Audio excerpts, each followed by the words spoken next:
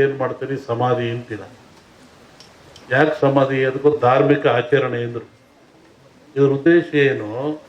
ಮನುಷ್ಯ ಪ್ರಾಣ ಹೋದ ಮೇಲೆ, ಶರೀರ ಶವ ಆದಮೇಲೆ ಇಲ್ಲಿ ಬರುವಂಥ ಫಂಗಸ್ಗಳು, ಕೀಟಗಳು ಬಹಳ ಅಪಾಯಕಾರಿ. ಪ್ರಾಣಿಗಳ ದೇಹದಿಂದ ಬರುವಂಥ ಕೀಟಗಳಿಂದ ಮನುಷ್ಯನ ಸಿಲುಬರುವಂಥ ಕ್ರಿಮಿಗಳು ಬಹಳ ಅಪಾಯಕಾರಿ. ಅದಕ್ಕೆ ನಮ್ಮವ್ರು ಹಿಂದೆ ಏನಂದ್ರು, ಮುಚ್ಚಪ್ಪ ಸಮಾಧಿ ಮಾಡುವಂದ್ರು. ಎಷ್ಟು ಗುಂಡಿ ತೆಗೀರಿ, ಅದ್ರ ಕೆಳಗೆ ಕೊಂಡಸ್ರಿ, ಆಮೇಲೆ ಬಸವಗಟ್ಟಿ ಹಾಕ್ರಿ, ಮುಚ್ಚಿರಿ, ತುಳಿರಿ ಅಂದರು. ಆಮೇಲೆ ಸುಟ್ಟ ಹಾಕ್ರಿ ಅಂದರು, ಸುಟ್ಟು ಬಿಡ್ರಿ ದೇಹನ ಅಂದರು. ಇದು ಧಾರ್ಮಿಕ ಪರಂಪರೆಯಾದರೂ ಒಂದು ಆರೋಗ್ಯದ ಒಂದು ಮೌಲ್ಯವಾಗಿರ್ತಕ್ಕಂಥದ್ದು. ಇವತ್ತು ಮೊನ್ನೆ ಏನು ಮಾಡಿದರು, ಲಕ್ಷಾಂತರ ಜನ ಸಾವು ತಂದರು. ಸಾವು ತಂದು ಗುಂಡಿ ತೆಗೆದ್ರು, ಹೆಸರು ತಗೊಂಡೋಗಿ ಎಲ್ಲ ಎಣ್ಣೆಗಳನ್ನು ಸಾಮೂಹಿಕವಾಗಿ ಗುಂಡಿ ತಿಕ್ಕಿ ಹಾಕಿದ್ರು, ಬೆಂಕಿಗೆ ಹಾಕಿರು. ಆದರೆ ಅವ್ಯಾವೂ ತನ್ನ ಶರೀರದ ಬ್ಯಾಕ್ಟೀರಿಯಾ ಕಳ್ಕೊಳ್ಳಿಲ್ಲ. ಅವೆಲ್ಲ ಏನಾಗ್ತವೆ, ಭೂಮಿಯ ಗಾಳಿಯ ಸಂಪರ್ಕದಿಂದ ಮೇಲೆ ಬರ್ತದೆ. ಅದು ಆಕಾಶ ತತ್ವ, ಅಲ್ಲಿ ಕಾಸ್ಮಿಕ್ ರೇಸ್ ಅಂತ. ಭೂಮಿಗೂ ಆಕಾಶಕ್ಕೂ ಒಂದು ಮಧ್ಯೆ ಒಂದು ಲೇಯರ್ ಇರ್ತದೆ, ಕಾಸ್ಮಿಕ್ ಲೇಯರ್. ಅಲ್ಲಿ ಎಲ್ಲ ಸಂಗ್ರಹ ಆಗ್ತದೆ. ಹೆಂಗೆ ನೀರು ಮೇಲೋಗಿ ಮೋಡವಾಗಿ ಗಾಳಿಯಿಂದ ಭೂಮಿಗೆ ಬರ್ತದೆ, ಹಾಗೆ ಒತ್ತಡ ಬಂದಾಗ ಅವು ಕೆಳಗೆ ಬರ್ತದೆ. ಅವು ನಿರ್ವಾತ ಪ್ರದೇಶ ಉತ್ಪತ್ತಿ ಆಗ್ತದೆ. ಅವಾಗ ಮನುಷ್ಯನ ಮೇಲೆ ಅಟ್ಯಾಕ್ ಆಗ್ತವೆ. ಆವಾಗ ಮನುಷ್ಯ ಸಾಯ್ತಾನೆ. ಇದನ್ನು ನಾವೇ ಹಿಂದೂ ಇದೆ. ಇದು ಹೊಡಿತು ಅಂದರು, ನೆಲಪಟ್ಟು ಹೊಡಿತು ಅಂದರು. ಇದನ್ನೆಲ್ಲ ಅಂತಹ ಕ್ರಿಯೆ ಬರ್ತವೆ. ಅದಕ್ಕೆ ಎಚ್ಚರವಾಗಿರ್ರಿ, ಭಾಳ ಮುಖ್ಯವಾಗಿರಬೇಕು ಅಂತ. ಇನ್ನೂ ಅನೇಕ ಕ್ರಿಯೆ ತಗೊಂಡ್ರೆ ಎದರ ಅವಶ್ಯಕತೆ ಇಲ್ಲ. ಇದು ಪ್ರಾಣ ಕಳೆಯುವಂಥ ಕಾಯಿಲೆ ಅಲ್ಲ. ಮನುಷ್ಯ ಭೀತಿಗೊಳಪಟ್ಟು ಹೆದರಿ ಸಾವಿಗೊಳಪಡ್ತಾ ಇದ್ದಾನೆ. ಅದಕ್ಕೆ ಸಾಯ್ತಕ್ಕಂಥ ಎದುರಿಸಿಲ್ಲ. ಅದಕ್ಕೆ ತಕ್ಕನಾದ ಮೆಡಿಸಿನ್ಗಳು ಅಥವಾ ಸ್ವಚ್ಛತೆ ಕಾಪಾಡ್ಕೊಳ್ಳಿ, ಭಾಳ ಮುಖ್ಯವಾಗಿರ್ತಕ್ಕಂಥ. ಈ ಧಾರ್ಮಿಕ ಆಚರಣೆಗಳು ನೀವು ಒಬ್ಬರನ್ನೊಬ್ಬರು ಕಂಡ್ರೆ ಏನಂತೀರಾ, ಆರೋಗ್ಯವಾಗಿದ್ದೀರಾ ಅಂತ. ನೀವು ಕಾಗದ ಹಂಗಂತ ಬರೀತೀರ, ನಾವು ಆರೋಗ್ಯ, ನಿಮ್ಮ ಆರೋಗ್ಯ. ಏನು ಆರೋಗ್ಯ ಅಂದರೆ ಏನು? ದೇಹದ ಆರೋಗ್ಯವೇ, ಮನಸ್ಸಿನ ಆರೋಗ್ಯವೇ? ಏನು ಆರೋಗ್ಯ? ನೋಡ್ರಿ, ನಮ್ಮ ಜನ ಎಷ್ಟು ಬುದ್ಧಿವಂತರು.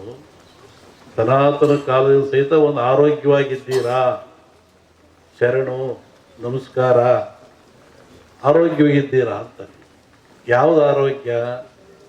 ಆರು ಯೋಗ್ಯವಾಗಿದ್ದಾವ. ಯಾವು? ಮನುಷ್ಯರ್ತಕ್ಕಂಥ 6 ಯೋಗ್ಯವಾಗಿದ್ದಾವು. ಚೆನ್ನಾಗಿಟ್ಕೊಂಡು ಚೆನ್ನಾಗಿರ್ತೀರ ಅಂತ. ಕಾಮ, ಕ್ರೋಧ, ಮೋಹ, ಮದ. ನಾನು ಜೀವನದಲ್ಲಿ ಮಠ ಬರ್ತಿಲ್ಲ. ಎದರ ಅನ್ನ ತಿಂದು ಇಲ್ಲಿಂದ ನಾನು ಭಕ್ತ ಬಂದು, ನಾನು ಭಕ್ತಿಯಿಂದ ಬಂದಿದ್ದೀನಿ, ಮಂತ್ರಿಯಾಗಿ ಬಂದಿಲ್ಲ, ಶಿಷ್ಯನಾಗಿ ಬಂದಿದ್ದೀನಿ ಅಂತ ಹೇಳಿದ್ರು.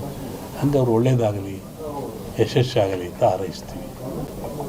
ಸಂಕ್ರಾಂತಿ ಕಳೆದ ಮೇಲೆ ಒಂದು ಯೋಗ ಇದ್ದಂಗೆ ಕಾಣಿದೆ. ಇವರಿಗೆ ಅಂತಲ್ಲ, ರಾಜ್ಯ ಮಟ್ಟದಲ್ಲಿ ಒಂದು ಉನ್ನತ ಯೋಗ ಅವಕಾಶ ಇದೆ. ಹೋಗಿದ್ದಾರಲ್ಲ, ಅದು ರಾಜ್ಯದ ಮಟ್ಟದ್ದು.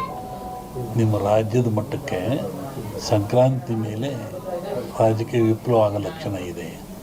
ನಾನು ಮೊದಲೇ ಹೇಳಿದ್ದು, ಯುದ್ಧಗಳಾಗ್ತದೆ, ಜಲಪ್ರಳಯವಾಗ್ತದೆ, ವಾಯುಪ್ರಳಯ ಆಗ್ತದೆ, ಭೂಪ್ರಳಯವಾಗ್ತದೆ, ಎಲ್ಲ ಜನ ಸಾಯ್ತಾರೆ, ಆಕ್ಸಿಡೆಂಟ್ ಹೆಚ್ಚಾಗ್ತವೆ, ಮೇಘ ಸ್ಫೋಟ ಆಗ್ತದೆ ಅಂತ ಹೇಳಿದ್ದೆ ನಾನು.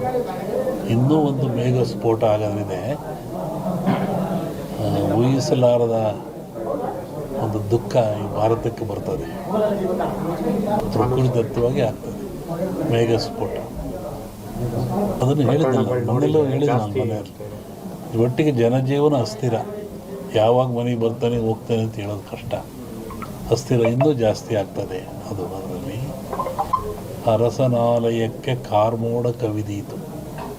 ಅದು ರಾಜ್ಯಕ್ಕೂ ಇದೆ, ಸೆಂಟ್ರಲ್ಗೂ ಇದೆ. ಹಿಂದೆ ಹೇಳಿದ್ದು 2-3 ಜನ ಪ್ರೈಮ್ ಮಿನಿಸ್ಟರ್ ಕೊಲೆ ಆಗ್ತಾರೆ, ಸಾಯ್ತಾರೆ ಅಂತ. ಅದು ಆಗ್ತದೆ. ಸಂವತ್ಸರ ಪರದಲ್ಲಿ ಕಷ್ಟ, ಬಡ ಲಕ್ಷಣ. ದ್ವೇಷ, ಅಸೂಯೆ, ಈ ಮಧ್ಯೆ ಒಂದಿಬ್ಬರು ಬಲಿ ಆಗ್ತಾರೆ. ಹೇಳಿದ್ದಲ್ಲ, ಸಂಕ್ರಾಂತಿ ಮೇಲೆ ವಿಪ್ಲವ ಆಗೋ ಲಕ್ಷಣ ಇದೆ. ಇಲ್ಲ ಸರ್, ಸಿದ್ದರಾಮಯ್ಯಗೆ ತೊಂದರೆ ಇಲ್ಲ. ಮೂಡ ಬರುತ್ತೆ, ಮೂಡ ಹೋಗುತ್ತೆ ಅಷ್ಟೆ. ಏನು ಆಶೀರ್ವಾದ ಬಂದರೆ ಆಶೀರ್ವಾದ ಆಗ್ತದೆ. ಜಗತ್ತಿನ ಸುದ್ದಿ ಈಗಲೂ ಇದೆ. ಅವಾಗ ಸಂಕ್ರಾಂತಿ ಒಳಗೆ ಮೇಘ ಸ್ಫೋಟ ಅಂದಲ್ಲ, ರಾಜಕೀಯ ವಿಪ್ಲವ ಇನ್ನೊಂದು ಸತಿ ಥರ ಆಕ್ಸಿಡೆಂಟು ಆಗ ಲಕ್ಷಣ ಇದೆ.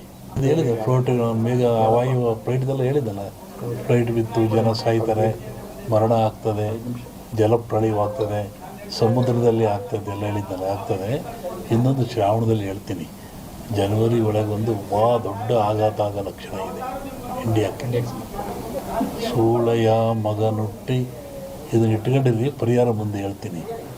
ಸೂಳೆಯ ಮಗನುಟ್ಟಿ ಆಳುವನು ಮುನಿಪುರವ, ಯುದ್ಧವಿಲ್ಲದ ಮಡಿಯೇ ಪುರವಲ್ಲ ಕೂಳಾದೀತು. ಇದು ಹಾಕ್ರಿ, ಇದು ರಿಸಲ್ಟ್ ಹೇಳ್ತೀನಿ, ಆಮೇಲೆ ಬಿಡಿಸಿ ಹೇಳ್ತೀನಿ ಅದನ್ನು ಏನು. ಇನ್ನೊಂದು, ಅಕಾಲದಲ್ಲಿ ಮಳೆ ಬಂದರೆ ಸಕಾಲದಲ್ಲಿ ಮಳೆಗೆ ತೊಂದರೆ ಆಗ್ತದೆ. ಮುಂದೆ ಬೇಕಾದಾಗ ಮಳೆ ಬರಲ್ಲ. ಈಗ ಬಂದುಬಿಡಿತಲ್ಲ, ಮುಂದೆ ಒಳ್ಳೆ ಬಿತ್ತನೆ ಕಾಲ, ಬೆಳೆ ಕಾಲ, ಬೇಕಾದಾಗ ಬರಲ್ಲ. ಅಕಾಲದಲ್ಲಿ ಮಳೆ ಬಂದರೆ ಸಕಾಲಿ ತೊಂದರೆ ಆಗ್ತದೆ. ಈ ಸರಿ ಅಂಥದ್ದು ಏನಿಲ್ಲ, ಸಮತೋಲನ ಆಗ್ತದೆ. ಇನ್ನೂ ಜಲಪ್ರಳಯ ಇದೆ, ರಾಜ್ಯದಲ್ಲಿ ಜಲಪ್ರಳಯ ಇದೆ. ಇಡೀ ಭಾರತ, ಜಗತ್ತಿಗೆ ಇದು. ಸಾಗರದಲ್ಲಿ ಒಂದು ಅಚ್ಚರಿಯ ಸಂಗತಿ ಕಾಣುತ್ತೆ. ಜಲಸ್ಫೋಟ ಅಂತ ಹೇಳಿದ್ದೆ ನಾನು, ಅಲ್ಲಿ ಒಂದು ಆಗ ಲಕ್ಷಣ ಇದೆ. ಈ ಎರಡು ಸೇರಿ ಆಗುತ್ತೆ, ಮನುಷ್ಯರೇ ಮಾಡೋದಲ್ಲಿ. ಕೆಲವೊಂದು ಹೇಳೋಕ್ಕೆ ಹೆದರಿಕೆ ಆಗುತ್ತೆ. ಪರಿಹಾರ ಏನೆಲ್ಲ, ಭಗವಂತನ ಧ್ಯಾನ ಮಾಡಬೇಕು ಅಷ್ಟೇ. ಯಾವ ಪೂಜೆ ಪುರಸ್ಕಾರದಿಂದ ಏನು ಉಪಯೋಗ ಆಗಲ್ಲ. ನೇರವಾಗಿ ಭಗವಂತನ ಧ್ಯಾನ ಮಾಡೋದೇ ಮುಖ್ಯ. ನೆನೆಸ್ಬೇಕು ಭಗವಂತ. ಸೂಳೆಯ ಮಗನುಟ್ಟಿ ಆಳುವನು ಮುನಿಪುರವ, ಯುದ್ಧವಿಲ್ಲದ ಮಡಿಯೇ ಪುರವಲ್ಲ ಕೂಳಾದೀತು. ವಿಷ್ಣು ವಾಮಾವತಾರದಲ್ಲಿ ವಾಮನ ಭೂಮಿ ಕೇಳಿದ, 3 ಅಡಿ ಭೂಮಿ ಕೇಳಿದ, ಎಲ್ಲ ಉಳಿತು. ಅಮೇರಿಕಾ ದೇಶದಲ್ಲಿ ಅಲ್ಲೇ ತುಳಿದವನ್ನ ವಿಷ್ಣು ವಾಮಾವತಾರದಲ್ಲಿ ಬಲಿಯ. ಅದನ್ನು ಮುನಿಪುರ ಅಂತ ಕರೆದರು. ಏನ್ಸಂಡ್ ಇಂಡಿಯನ್ ಹಿಸ್ಟ್ರಿ ಒಳಗೆ ಅಮೇರಿಕವನ್ನು ಮುನಿಗೆ ದಾನ ಕೊಟ್ಬಿಟ್ಟನಲ್ಲ ಅವನು, ವಾಮನಿಗೆ ದಾನ ಕೊಟ್ಟನಲ್ಲಪ್ಪ, ಅದು ಮುನಿಪುರ ಅಂತ. ಯುದ್ಧವಿಲ್ಲದ ಮಡಿಯ ಪುರವಲ್ಲ ಕೂಳಾದೀತು ಅಂತ. ಮುನಿಪುರ ಅಂದರೆ ಅಮೇರಿಕವನ್ನು ಮುನಿಪುರ ಅಂತ ಕರೀತಾರೆ. ಅದು ಅಮೇರಿಕ ಒಂದು ದೇಶದಾಗಿಲ್ಲ, ಎಲ್ಲರೂ ಸೇರ್ಕೊಂಡಿರೋದಲ್ಲಿ. ಶ್ರಾವಣದ ಮೇಲೆ ಹೇಳ್ತೀನಿ ಅದ್ರ ಬಗ್ಗೆ. ಹೇಳಿದ್ದೀನಿ, ಇನ್ನೂ ನೋಡ್ತಿರ್ಬೇಕಾರೆ. ಹಿಂದೆಲ್ಲ ಹೇಳಿದ್ನಲ್ಲ, ಮೊನ್ನೆ ಹೇಳಿದ, ಕೆಲವು ಮುಳುಗ್ತವೆ ದೇಶಗಳು, ಕೆಲವು ಹೇಳ್ತವೆ, ಹೊಸ ರಾಜ್ಯಗಳು ಉತ್ಪತ್ತಿ ಆಗ್ತವೆ ಅಂತ ಮೊನ್ನೆ ಹೇಳಿದ್ದೆ. ಮತ್ತು ಮದ್ದಿಲ್ಲದ ಕಾಯಿಲೆ ಬರುತ್ತೆ, 5 ವರ್ಷ ಇರುತ್ತೆ ಕಾಯಿಲೆ ಅದು. ಮತ್ತು ಕೊರೋನಾ ಬಂತು.